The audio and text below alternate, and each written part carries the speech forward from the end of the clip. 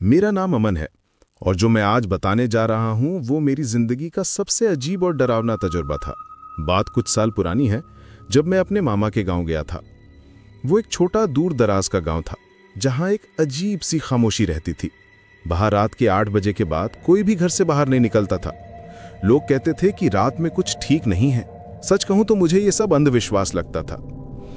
एक रात बहुत तेज बारिश हो रही थी, बिजली भी कड़क रही थी और मुझे नींद नहीं आ रही थी। मैं बस खिड़की के पास बैठा बाहर देख रहा था। तभी मुझे एक अजीब सी आवाज सुनाई दी, छपाक छपाक, जैसे कोई अपने पैरों को गीली मिट्टी में घसीटते हुए चल रहा हो। मैंने ध्यान से बाहर सड़क पर देखा। बारिश और अंधेरे में मुझे एक आदमी खड़ा दिखाई दिया।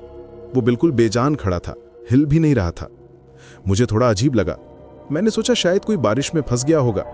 मैं उसे देख ही रहा था कि उसने धीरे धीरे अपना सिर ऊपर उठाया और सीधा मेरी तरफ देखा। उसकी आंखें वो अजीब थीं, पूरी तरह खुली हुई, जैसे उनमें नींद का कोई नामो निशान ही ना हो। उसे अपनी तरफ घूरते देख मेरे अंदर एक डर सा बैठ गया। मैंने फौरन खिड़की बंद कर दी और पर्दा खींच लिया। मेरा दिल जोर जोर से धड़क रहा था। करीब 5 मिनट तक कोई आवाज नहीं आई। मैंने सोचा शायद मेरा वहम होगा, लेकिन तभी वो घसीटने की आवाज फिर से आई और इस बार वो मेरे दरवाजे के ठीक बाहर थी। और फिर किसी ने दरवाजा खटखटाया। एक धीमी ठंडी आवाज आई, अमन दरवाजा खोलो। मेरा खून जम गया। मैंने गांव में किसी को अपना नाम नहीं बताया था। उस रात मैं सो नहीं पाया। अगली सुबह मैंने हिम्मत करके मामा से पूछा कि क्या रात में कोई मेरे कमरे के बाहर आया था। उन्होंने जो बताया उसे सुन के मेरे होश उड़ गए।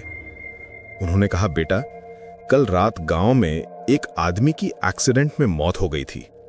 वो इसी सड़क पे गिरा था जहां तुमने किसी को खड़ा देखा था।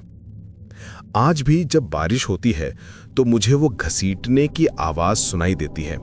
मैं जानता हूं वो हवा नहीं है। कुछ चीजें सिर्फ देखी नहीं जाती, महसूस भी की जाती हैं।